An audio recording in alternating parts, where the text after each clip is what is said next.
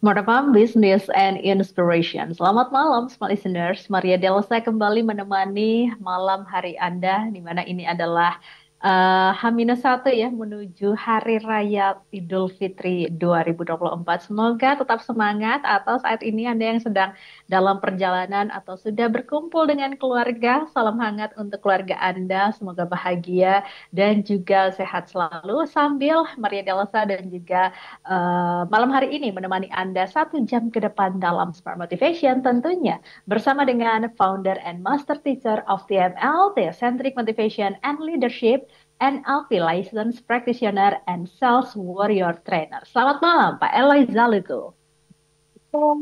Selamat malam dan seperti biasa, semangat pagi, pagi, pagi Mbak Maria. Kita siap menginspirasi Indonesia persis seperti yang tadi Mbak Maria sampaikan kepada semua listeners yang dalam perjalanan mudik atau bahkan sudah bertemu dengan keluarga. Ayo kita tetap semangat dan saling menginspirasi. Yes! Yes. Pak Eloy nggak mudik ini? Kita tidak mudik, kita tetap di Hmm. Jakarta karena Hmm. sedang mempersiapkan buku baru. Hmm. Seperti yang Yes. kita bahas pada malam hari ini. Ya, Mbak Maria. Yes, oke. Mungkin bagi Anda juga yang masih harus stay di Jakarta, selamat menikmati kota Jakarta yang sangat lenggang ini ya.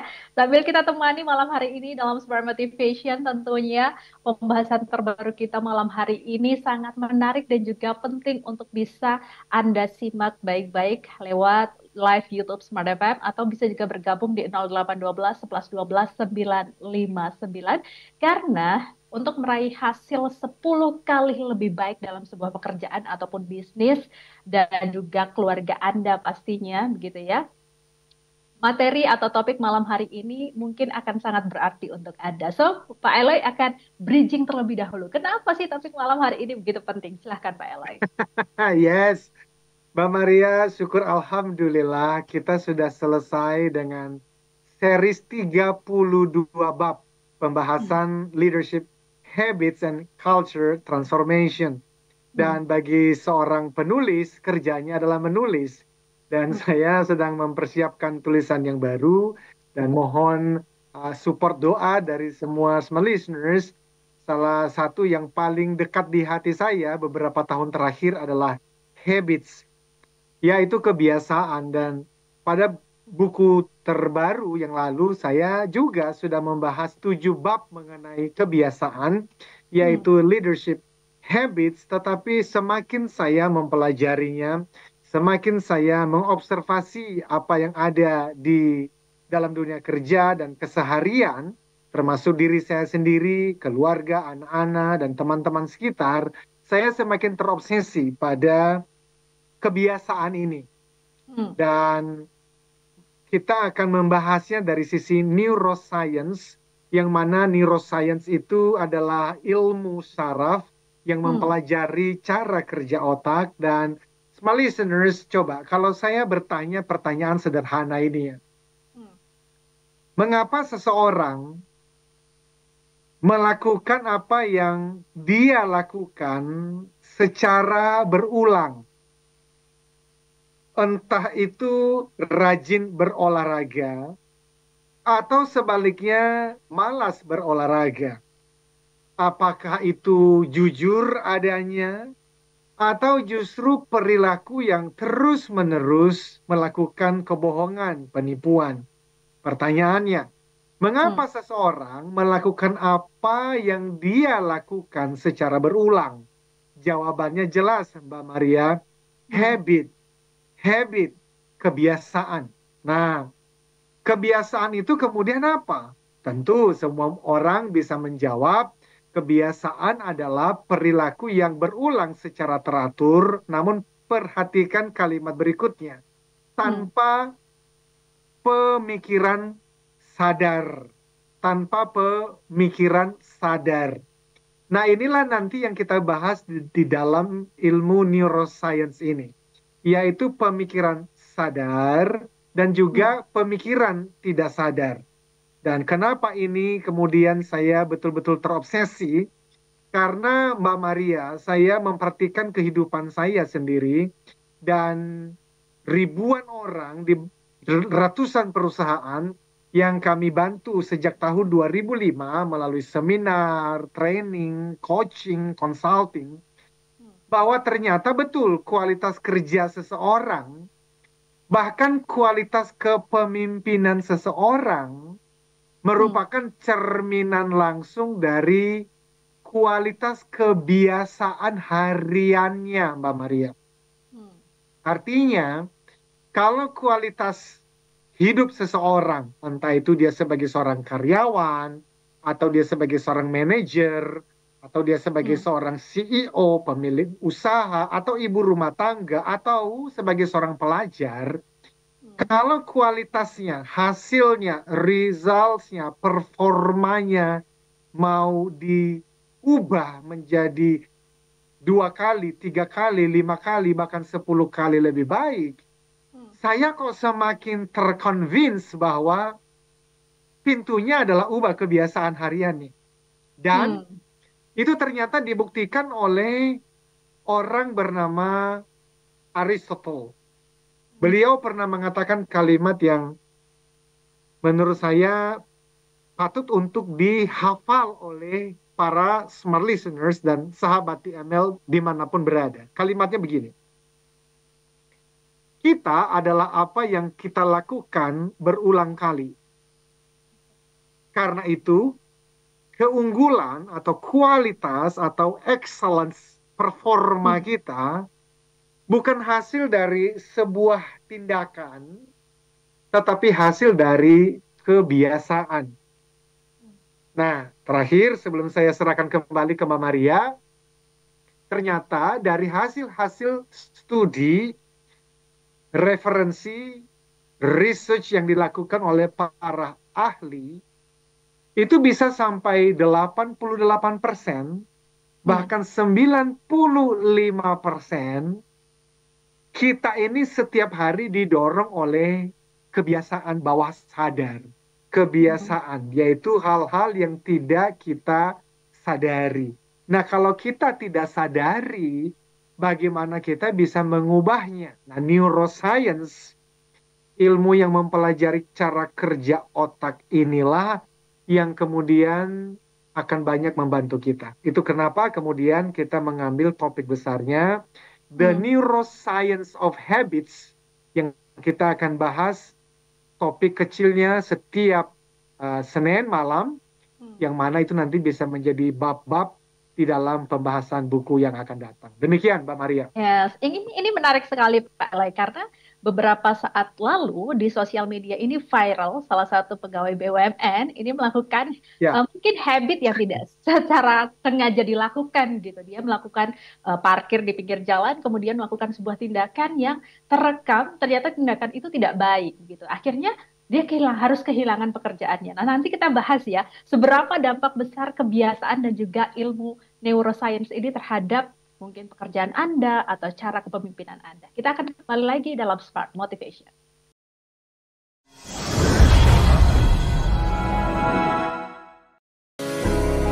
Apakah menjadi trainer, motivator, coach, dan konsultan merupakan impian terdalam yang ingin Anda wujudkan?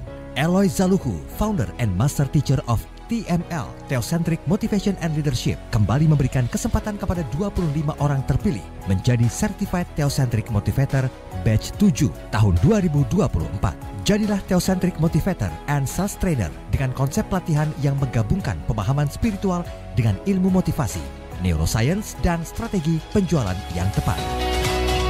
Dilaksanakan Jumat dan Sabtu 20 sampai 21 September dan 27 sampai 28 September 2024.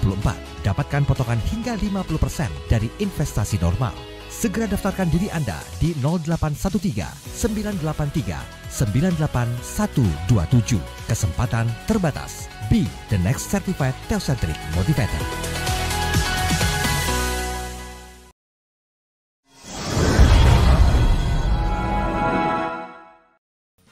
Smart Farm Business and Inspiration. Terima kasih Anda masih bersama kami dalam Smart Motivation. Dan malam hari ini kita sedang membahas ya topik The Neuroscience of Habits atau kebiasaan dari sisi ilmu neuroscience. Nah, sebelum kita melangkah lebih jauh, mungkin Pak Ele bisa menjelaskan lebih detail sebenarnya neuroscience itu seperti apa sih? Silahkan.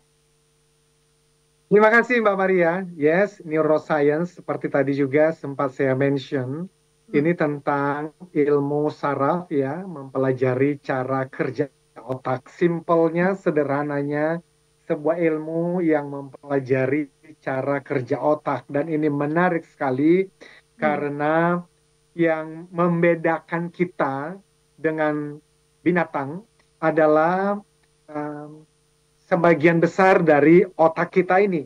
Ya, nanti kita berbicara mengenai the triune brain, yaitu neocortex, lalu limbic system, dan kemudian reptilian brain. Dan sekolah tidak mengajarkan kita kan mengenai cara kerja otak ini, kecuali orang-orang yang mempelajari neuroscience itu. Tetapi pada umumnya kan kita tidak mempelajari ilmu tersebut.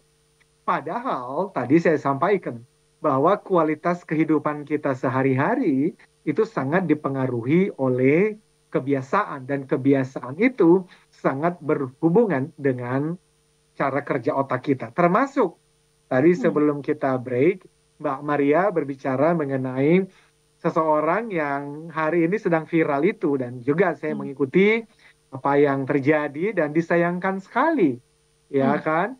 Dan kalau ditanya kok bisa ya dia melanggar, ya toh, katakanlah peraturan yang ada, bahwa dia kan tidak boleh dong memarkir sembarangan, parkir mobil sembarangan, karena kemudian itu kan menghalangi lalu lintas. Dan ketika ada orang yang menegur, ternyata dia melakukan sesuatu yang sangat tidak terpuji untuk usia itu. Dengan waduh, itu dia meludah, ya kan ya. Nah pertanyaannya, kalau berhubungan dengan pembahasan kita, kok itu bisa terjadi? Sekali lagi, habit, kebiasaan. Nah, kemudian saya mengingat salah seorang guru saya, dan kita akan sering menyebut nama beliau selama series neuroscience ini. Namanya adalah Dr. Joe Dispenza. Beliau adalah seorang ahli neuroscience, dan beliau mengatakan bahwa kebiasaan itu serangkaian pemikiran, kemudian perilaku, kemudian emosi otomatis yang tidak disadari, yang terbentuk melalui pengulangan. Nah, jadi pria yang meludah tadi dan viral itu, ketika dia kan meludah itu kan sebuah tindakan perilaku. Tetapi sebelum tindakan perilaku itu dilakukan, itu ada emosi. Nah, emosi otomatis ini ternyata sudah terbentuk melalui pengulangan-pengulangan berpuluh-puluh tahun. Saya hanya berpikir, seperti apa ya kehidupan pria ini sehari-hari? Karena kalau ya toh, kondisi tadi pagi dia ditegur padahal dia yang salah, apalagi ketika dia tidak salah, emosinya bisa meledak kali. Nah, smart listeners dan sahabat TML, kebiasaan kemudian, nah ini menarik dari neuroscience nih ya. Jadi kebiasaan itu ketika Anda melakukan suatu tindakan berulang kali, sehingga kemudian tubuh, the body, tubuh Anda dan tubuh saya ini kemudian jauh lebih mahir, jauh lebih ahli, jauh lebih tahu bagaimana melakukan tindakan perilaku tersebut jauh lebih daripada pikiran kita. Sehingga kalau sudah jadi kebiasaan, dia tidak lagi membutuhkan pemicu. Contoh, bagi orang-orang yang sudah terbiasa berolahraga, ya toh, yang menagih olahraga itu sudah bukan lagi pikiran sadar, tetapi tubuh. Kalau sudah terbiasa berolahraga, kayaknya kalau nggak olahraga itu kok tubuh itu nagih gitu loh. Sama teman-teman perokok juga begitu. Kalau sudah menjadi addiction, iya toh, maka yang menagih setelah makan harus merokok, waktu ngumpul harus merokok, waktu nyetir harus merokok, itu tidak membutuhkan pemicu lagi, tidak membutuhkan pemikiran sadar lagi. Kenapa? Karena badan ini loh, tubuh ini sudah menyatu dengan kebiasaan tadi. Jadi kalau nikotin itu tidak didapatkan, kalau dopamin tidak didapatkan dari olahraga, dia akan menagih. Nah, kan yang kita harapkan, kalau kebiasaan yang ada itu adalah kebiasaan positif. Tetapi kalau ternyata kebiasaan negatif, seperti pria yang meludahi orang yang menegur dia tadi pagi itu, padahal udah usia kerja, nah itu kan justru yang kita mau bahas. Jangan sampai itu terjadi pada kita, dan kalaupun sedang terjadi, karena semua punya kebiasaan negatifnya, termasuk saya. Justru saya selalu katakan begini, Mbak Maria, semua buku yang saya tulis, semua materi talk show dan materi training yang saya buat, yang saya buat, utamanya saya buat dulu untuk diri saya. Karena kan nggak elok ya, untuk kita mengajarkan diri sedang bergulat dan bergumul dengan kekurangan itu, and I don't care bahwa saya sedang bergulat dengan beberapa kebiasaan yang saya ingin lebih baik, saya ubah kebiasaan buruk, true, tetapi minimal saya sadar dan sedang saya perbaiki terus supaya setiap hari menjadi serupa dengan apa yang Tuhan mau. Kira-kira begitu, Pak Maria.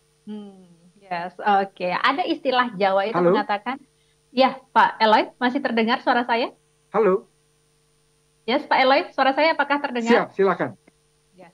Ada istilah Yes, Jawa Mbak Maria, mengatakan, Pak silakan. Eloy, ada pepatah Jawa mengatakan bahwa kalau watu iku ono tombone, watak iku angel tambane. Yang artinya adalah kalau batuk itu ada obatnya, tapi kalau watak itu sudah tidak bisa diubah. Apakah Pak Eloy sepakat dengan ilmu neuroscience seperti itu bahwa memang kebiasaan itu sangat sulit untuk diubah? Atau kan bisa, masih bisa? Betul sekali bahwa kebiasaan itu bisa berubah. Ada istilahnya di dalam neuroscience, namanya neuroplasticity, bahwa otak ini bisa diubah. Nah, tetapi itu kan hasil dari studi ya beberapa tahun ya, misalnya katakanlah 5 dekade terakhir. Tetapi ratusan tahun yang lalu, itu kan sesuatu yang belum terlalu familiar bagi masyarakat umum.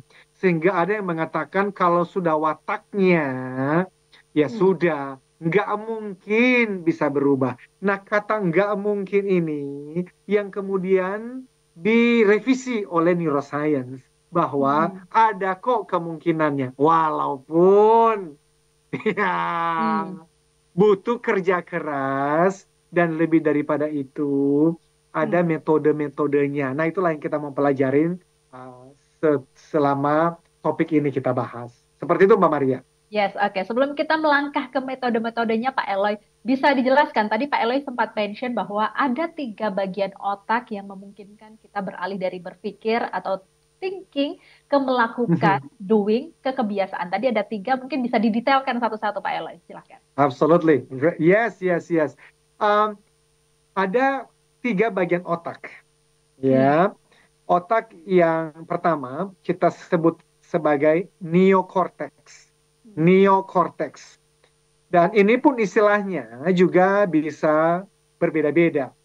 Tergantung siapa yang sedang berbicara. Karena ada juga yang mengatakan prefrontal cortex.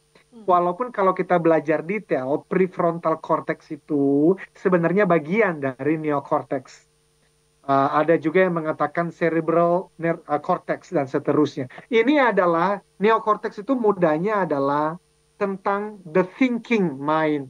Ini adalah tentang berpikir. Kalau smart listeners membayangkan manusia itu bisa tiba di bulan. Itu karena manusia punya neokortex. Punya pikiran yang mana pikiran ini paling suka menganalisa, paling suka mengumpulkan data, melakukan perencanaan, strategi-strategi, analytical, dan seterusnya. Ada di otak neokortex. Nah, binatang ya itu nggak punya neokortex ini.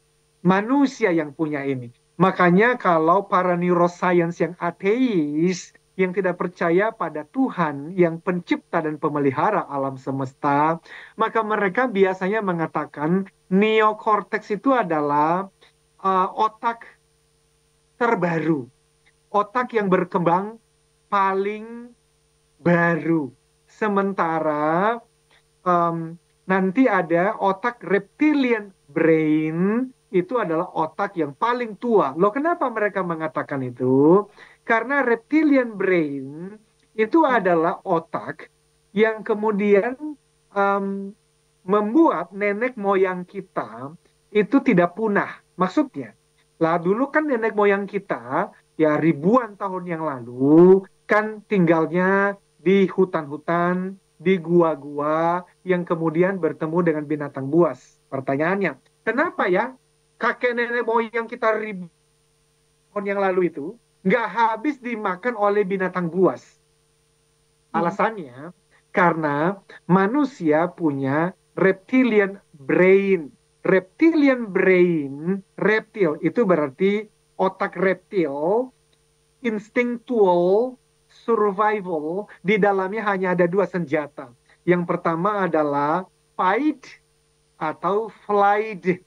Fight berarti ayo kita lawan, ayo kita serang.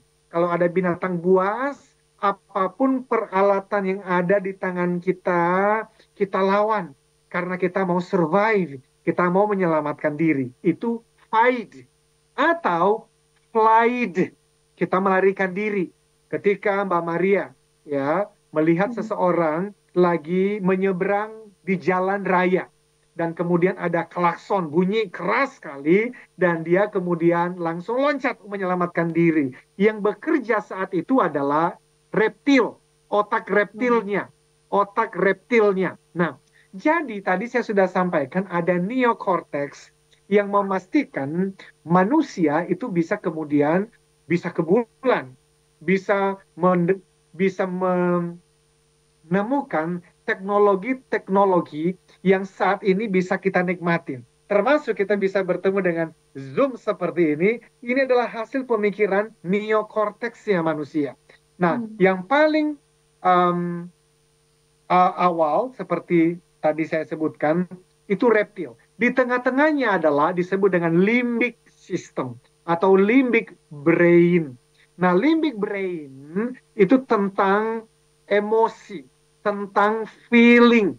Jadi yang namanya emosi, kita bisa berpelukan dengan pasangan kita bisa memeluk mama, kita bisa mencium anak kita dengan rasa cinta dan kasih, kita bisa ada perasaan rindu, kita bisa menangis, kita bisa berempati, kita bisa ketakutan juga. Ada di mana itu? Tuhan ciptakan otak bernama limbic brain.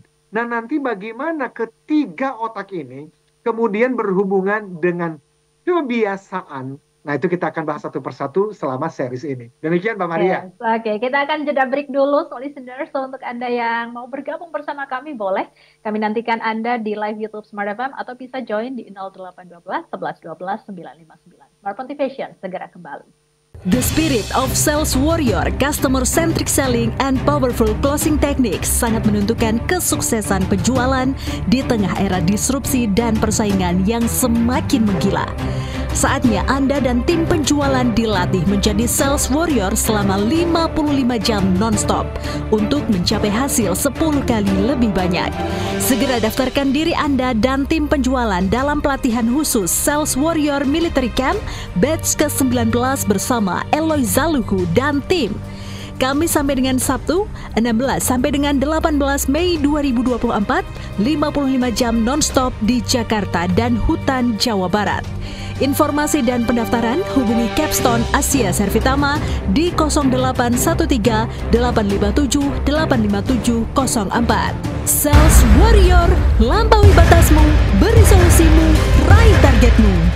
Kita kembali lagi di sesi ketiga ini dalam Smart Motivation. Di topik kita malam hari ini, kebiasaan dari sisi ilmu neuroscience. Kalau di sesi sebelumnya, smart listeners, Pak Eloy sudah menjelaskan 3 bagian otak manusia. Itu ada neocortex, ada limbic, dan juga reptilian. Nah, nanti kita akan membahas lebih detail lagi, tapi sekali lagi mari undang Anda untuk bisa bersama-sama ya mengikuti topik malam hari ini di live YouTube Smart FM atau bisa bergabung bersama di 0812 11 12 959. Pak Eloy tadi sudah menjelaskan sangat detail sekali mengenai 3 bagian otak manusia ini. Lalu kalau kita kaitkan sama kebiasaan, ini hubungannya apa sih sama kebiasaan leadership, apalagi kebiasaan kita saat di rumah atau sehari-hari? Silahkan Pak Eloy.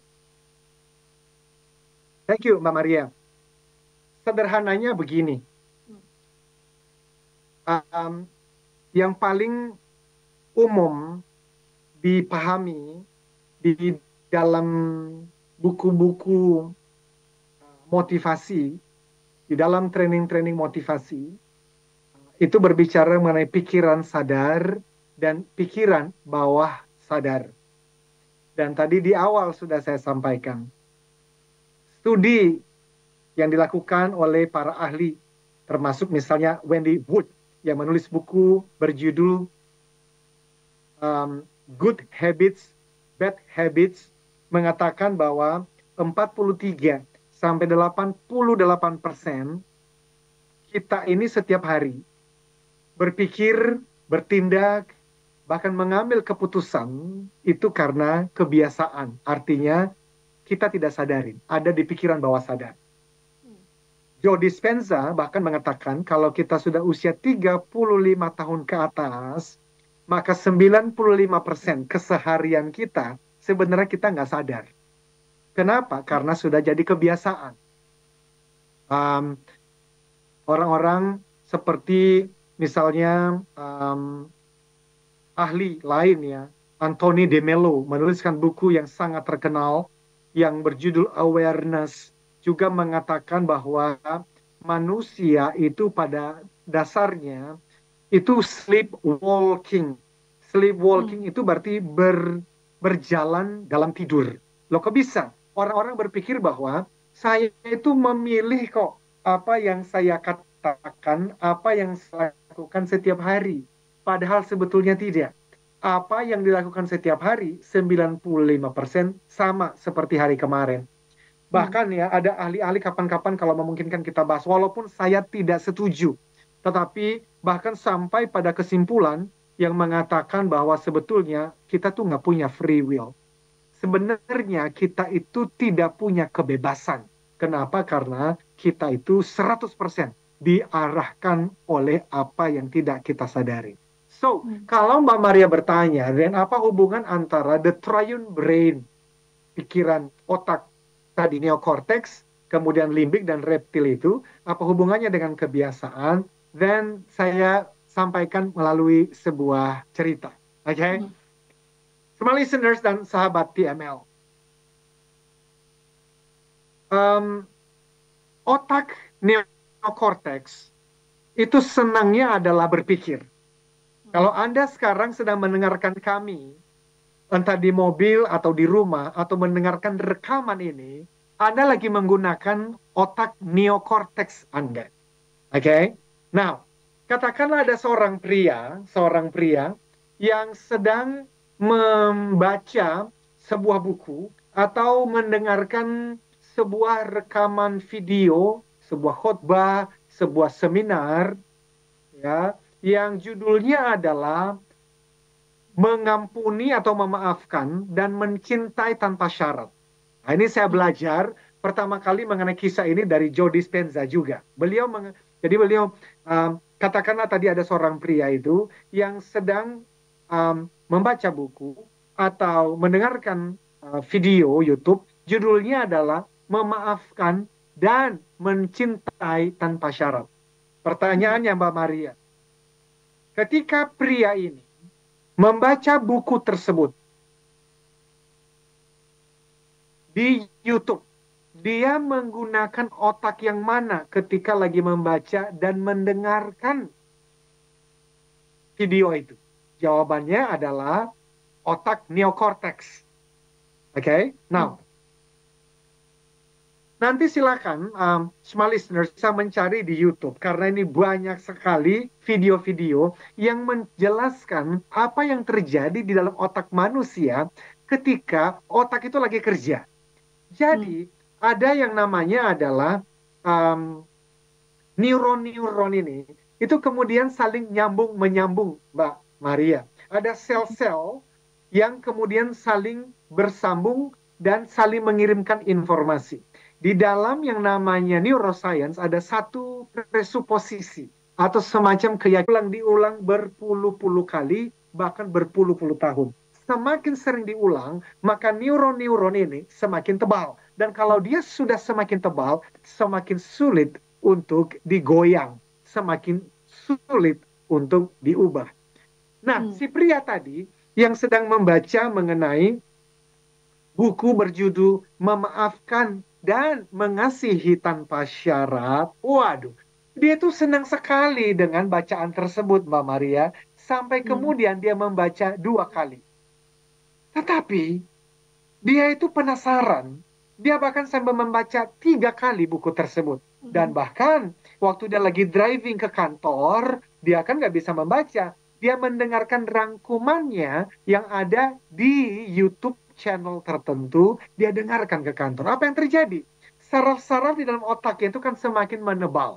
Karena semakin menebal mengenai mengampuni, memaafkan, dan mengasihi tanpa syarat, ternyata sampai di kantor, dia mendengar ada 2 orang temannya lagi konflik. Dia bisa ngomong begini loh sama temannya, ayo belajar memaafkan toh. Nah, dari mana datangnya? Dia kok bisa ngomong, belajar memaafkan. Lalu kemudian, seketika mereka lagi makan siang, dia mendengar temannya lagi cerita mengenai pasangannya kan sedang berencana untuk berpisah. Si pria ini, ya, yang sudah 3 kali membaca buku dan mendengarkan rekaman mengenai forgiveness and unconditional love, dia bisa memberikan nasihat begini, Mbak.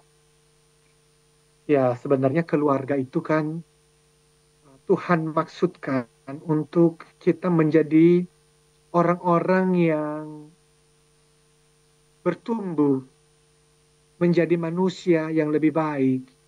Dan itu hanya bisa kalau kita saling memaafkan dan belajar mencintai tanpa syarat. Waduh, semua teman-temannya kaget. Loh, kamu ini kok sekarang bisa jadi begitu ya? Nah, tapi semua listeners, apa yang terjadi? Setelah 1-2 bulan dia memikirkan mengenai konsep ini, suatu hari dalam perjalanan pulang ke kantor, teleponnya berdering. Waktu dia angkat, istrinya yang ada di ujung telepon mengatakan begini, sayang, tadi pagi aku lupa ngomong loh. Malam hari ini, mamaku ulang tahun. Berarti siapanya si pria ini? Mama mertua. Nah, mama ulang tahun. Dan ternyata keluarga besarku itu akan ngumpul di restoran biasa nanti malam ini. Jadi kamu bisa ikut makan malam bersama keluargaku kan? Waduh. Si suami ini langsung merecall kembali pengalaman dia 10 tahun yang lalu bersama dengan mama mertua. Dan langsung di dalam otaknya muncul sebuah pemikiran, I hate my mother-in-law. Aku tuh benci banget dengan ibu mertuaku. Dan ketika dia mengingat apa yang terjadi 10 tahun yang lalu, bahwa mama mertua 10 tahun yang lalu pernah mempermalukan dia di depan publik, pernah mempermalukan dia di depan keluarga besar, mengatakan kalimat yang begitu menyakitinya, dan sampai hari ini mama tidak pernah meminta maaf, dan bahkan setiap kali bertemu dengan dia, mama mertua seperti mengirimkan pesan-pesan bahwa dia itu tidak menerima si menantu ini. Nah, apa yang terjadi kemudian? Dia bilang sama istrinya, iya aku pikirkan dulu. Dia tutup teleponnya, lalu dia menyingkir, berhenti sebentar di pinggir jalan. Apa yang terjadi, semua listeners? Otak yang ketiga, yang namanya reptile brain tadi, itu adalah tempat di mana pengalaman-pengalaman masa lalu kita disimpan. Kebiasaan itu dan Yang namanya pikiran bawah sadar itu tersimpannya di mana? Tersimpannya di reptile brain tadi. Jadi sekarang dia punya ilmu pengetahuan di mana? Secara inteleknya dia, di otak neokorteksnya dia. Sementara dan apa yang ada di sana? Kamu harus memaafkan, harus belajar untuk mencintai tanpa syarat. Tapi 95% keseharian pria ini didorong oleh yang ada di reptile brain, yaitu pengalaman-pengalaman masa lalunya. Nah, dengarkan baik-baik semua listeners. Yang namanya perubahan hidup, yang namanya transformasi hidup, adalah ketika di pinggir jalan di dalam mobil, dia lagi benci banget sama mamanya. Ya dong? Dan nih reptile brain-nya tadi kan saya sudah katakan hanya punya 2 senjata. Apa senjatanya? Serang atau lari. Artinya jangan datang di ulang tahun mama. Atau kamu datang ke ulang tahun mama, tapi nanti kalau mama sampai memberikan mimik, tatapan, omongan yang menyakitimu, lawan. Kamu jangan mau disakiti lagi. Atau jangan pernah datang lagi. Jangan pernah bertemu mama. Sekarang, dengan informasi yang sudah ada di neokorteks tentang memaafkan dan mencintai tanpa syarat, tiba-tiba dia ingat, aduh, aku itu kan baru baca buku, aku itu kan baru dengar khutbah, aku itu kan baru mendengarkan radio talk show mengenai forgiveness and loving unconditionally. Apa yang bisa aku aplikasikan ya dari informasi dan pemahaman ini, teman-teman, ini kemudian menjadi tahap awal transformasi kehidupan yang sejati. Kita bahas lebih dalam setelah yang satu ini. Yes, tetaplah bersama kami dalam Smart Motivation.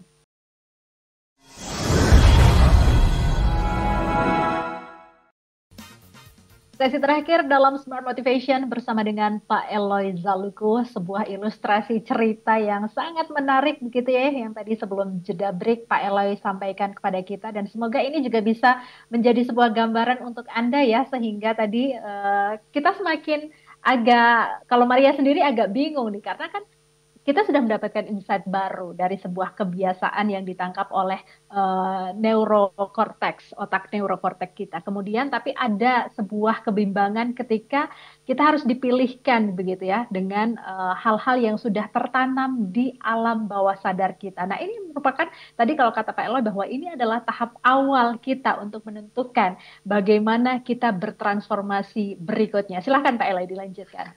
Ya, thank you Mbak Maria. Jadi, ilustrasi kisah cerita pria yang sedang berada di dalam mobil dan sedang mengimajinasikan tentang apa nanti yang akan terjadi ketika dia tiba di rumah makan di mana ibu mertua sedang merayakan ulang tahun. Dan tadi selama 10 tahun terakhir, dia itu sudah menyimpan kebencian kepada ibu mertua.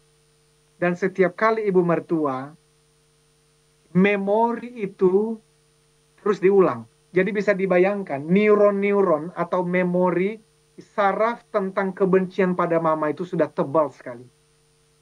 Ya, tetapi kemudian dia ingat bahwa saya itu sudah mendengarkan khotbah.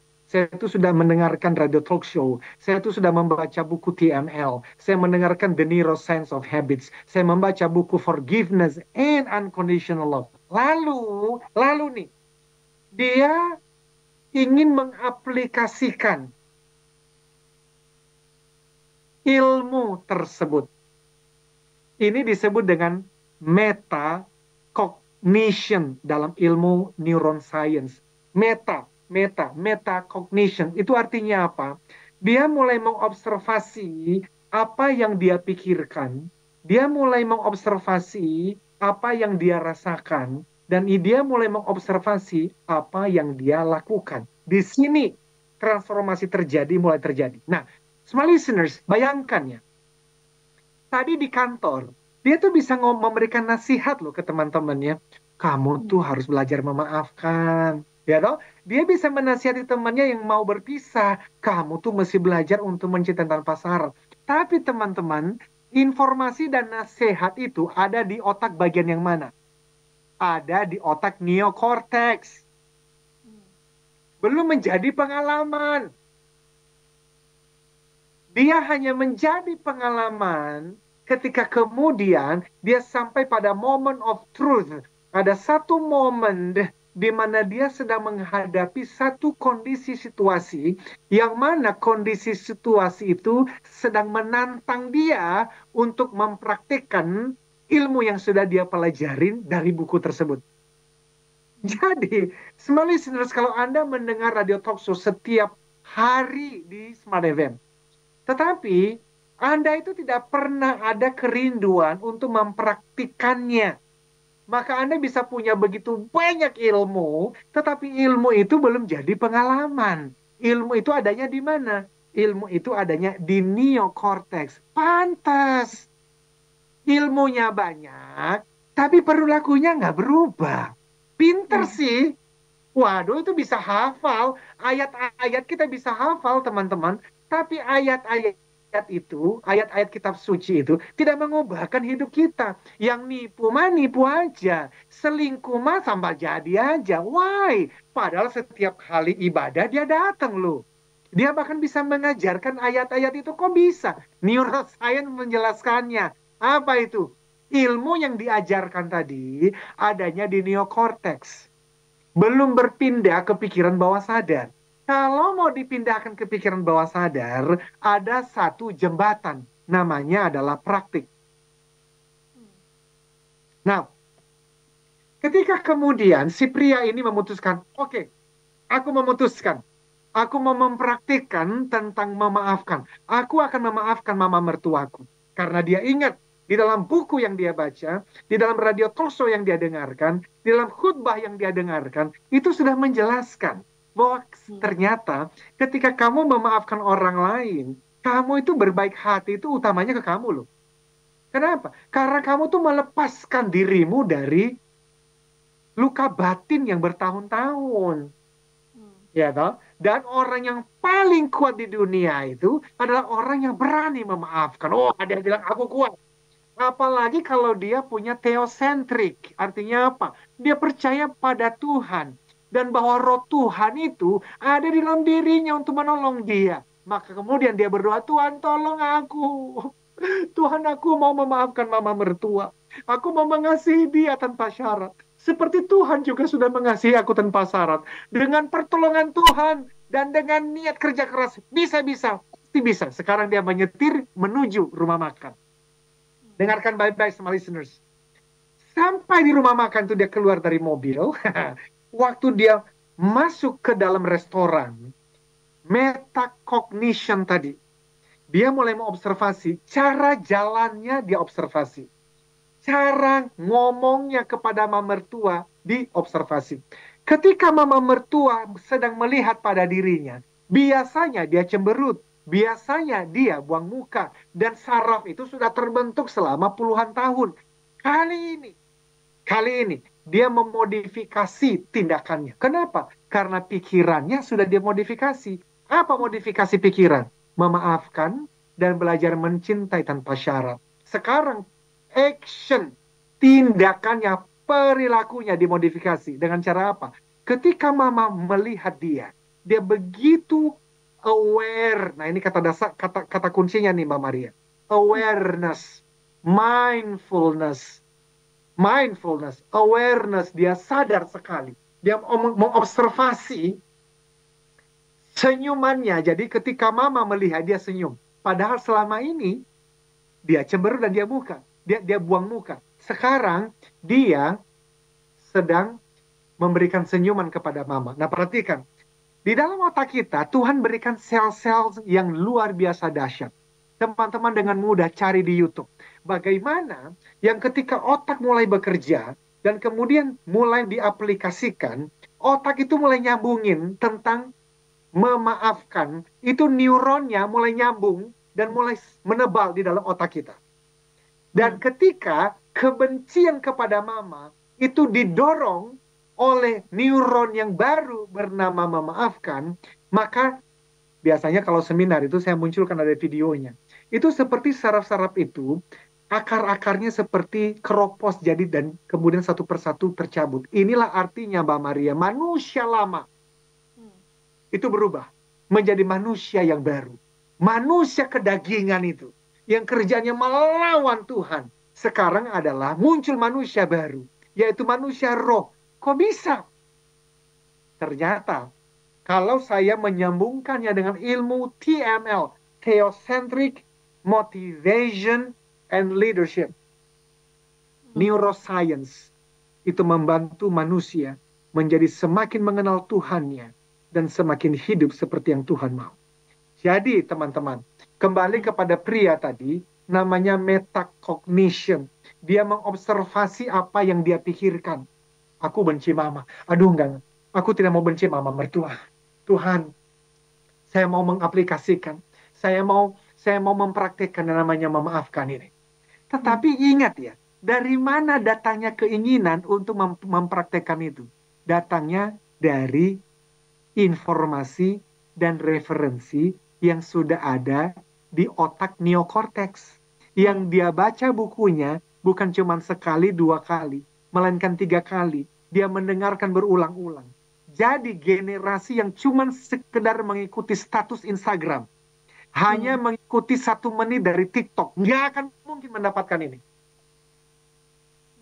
Itu justru sebab kenapa saya terobsesi dengan pemikiran-pemikiran mengenai habit ini, Mbak Maria. Sekali lagi, kalau ini kan generasi kita ini, generasi yang udah nggak mau baca lagi, generasi yang sudah tidak mau mendengarkan lagi input, inside, jangankan berjam-jam, lebih dari 10 menit aja mereka udah nggak mau. Kenapa? Ini generasi 1 menit.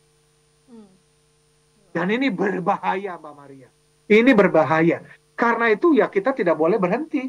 Kita tidak boleh berhenti. Kita akan sampaikan. Kalau kamu mau mengubah kebiasaan yang lama dan kamu mau membangun kebiasaan yang baru, maka tidak ada cara lain.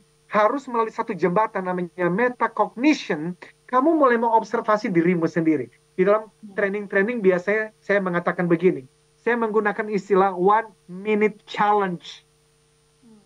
Tantangan 1 menit. Apa itu? Saya mengatakan kepada para peserta training, lakukan sesuatu dalam 1 menit ke depan, ketika nanti saya hitung 3, 2, 1, lakukan sesuatu yang bukan kebiasaanmu.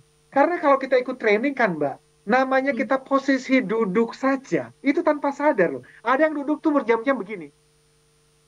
Dan dia tidak sadar. Ya toh? Kenapa? Karena itu kebiasaan. Saya mengatakan, pilih untuk duduk di luar dari kebiasaan Anda. Nah, itu metacognition. Dia mulai memperhatikan pundaknya mulai terbuka. Ya tahu? Dia mulai melihat ke depan. Dia mulai tersenyum. 3, 2, 1. Smile. Ketika seseorang yang tidak biasa tersenyum dan dia mengatakan kepada dirinya sendiri, smile. Itu metacognition. Artinya pikiran sadar, neokorteks yang mempengaruhi dia, bukan pikiran bawah sadar yang 95%. Dan kalau itu diulang, dan terus diulang, maka perubahan yang sejati dan kebiasaan yang baik akan kemudian menjadi bagian kita.